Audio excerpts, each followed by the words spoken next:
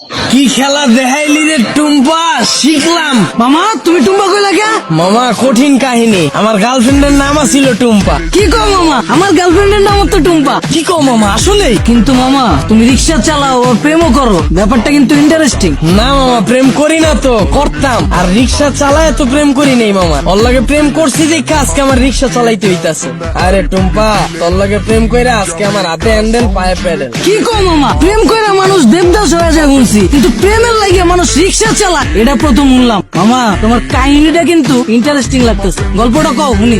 আরে বাবু কি শুরু করছো? ওনার এই ফালতু গল্প শুনে আমাদের সময় নষ্ট করে লাভ আছে। তার চাইতে চলো তুমি হেডফোন বের করো, আমরা গান শুনি। আরে না, মামার কাহিনীটা অনেক ইন্টারেস্টিং, মামা তুমি কও। না মামা থাক, বাদ দেন। মামি উনতে চাইতেছে না, পরে দেখা গেল আমার কাহিনী হইনা চিত্তা যাইব। আরে মামা তুমি তোমার গার্লফ্রেন্ডের কাহিনী কইবা, এটা তো হয় চাপবকে। কও মামা শুনি। মামা কি কমু দুঃখের কাহিনী, ও একটা জিনিস আছিল মামা, খালি চুস্ত। সুস্থ মানে? শুনেন তাইলে সেনা বুঝবেন। ওর মায়ায় বইরা মামা একটা চাকরি করতাম, ওই চাকরিটাও গেছে গা। পরে আর কি করার, বন্ধু বান্ধবের টাকা ধারলে ওর লগে দেখা করতাম। মাসের ভিতরে 15 দিনে দেখা করতাম মামা, 15,000 চুইসা লাইতো। কেমনে মামা? মামা হয়তো মাইয়া ছিল না মামা, হয়তো পিশাচা ছিল, রক্তের মতো টাকা খালি চুইসা খায়া ফলাইতো।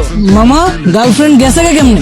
মামা আমার চাকরি তো চুইসাই দিছে। এরপরে মামা বন্ধু বান্ধবের দেশে টাকা ধার করছিলাম, ওর টাকা তো আর শোধ করতে পারি নাই। পরে আর নতুন করে ধার দেয় নাই, এর লেগে 10 দিন ধরে ওর লেগে দেখা করতে পারি নাই। পরে ভাই অন্য জায়গায় যায় ভাই চোষা শুরু করে দিছে।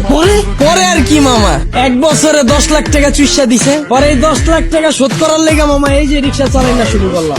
মামা তোমার কপালটা আসলে খারাপ আছিল, কিন্তু মামা আমার কপাল কিন্তু চান কপাল। গার্লফ্রেন্ড আমার অনেক ভালোবাসে। আর মামা আমিও কিন্তু আমার বন্ধুদের থেকে টাকা ধার লয়া আর লয়া ঘুরি, কিন্তু মামা ভালোবাসার কাছে টাকা পয়সা আসলে তুচ্ছ জিনিস। কি কও জান? মামা আপনার লেগে দোয়া করি মামা, খালি জীবনে একটাই আফসোস, যারে আম খাওয়া শিখাইলাম এখন আর আম খায় না মামা, আপেল খুঁজে। আর 2 দিন পর পর নতুন বয়ফ্রেন্ড লয়ে আমার রিক্সায় উঠে।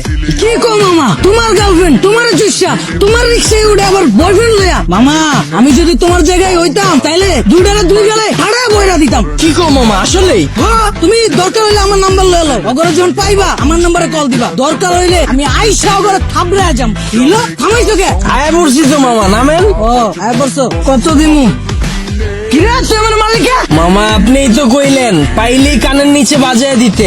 আমারে হাতে হ্যান্ডেল পায়ে প্যাডেল যে পরাইছে ওই জিনিসই তো এইটা, এটাই তো এখন আপনার কপালে জুটছে। আর আপনি কইলেন না হেল্পার রে দেখা উঠতে চায় না এই বাসে, ওই হেল্পারও আমার মতোই চাকরি করতো, ওরে চুইসা হেল্পার বানায় দিছে। এরপর আপনারা ধরছে। যাক মামা সাবধানে থাকেন, আমার ভাড়াটা দিয়ে দেন। আর মামা চুষা শেষ হইলে যদি রিক্সা লাগে আমার জানেন মামা, রিক্সা আমার পরিচিত আছে এলাকায়। কি খেলা দেখাইলি রে টুম্পা, শিখলাম।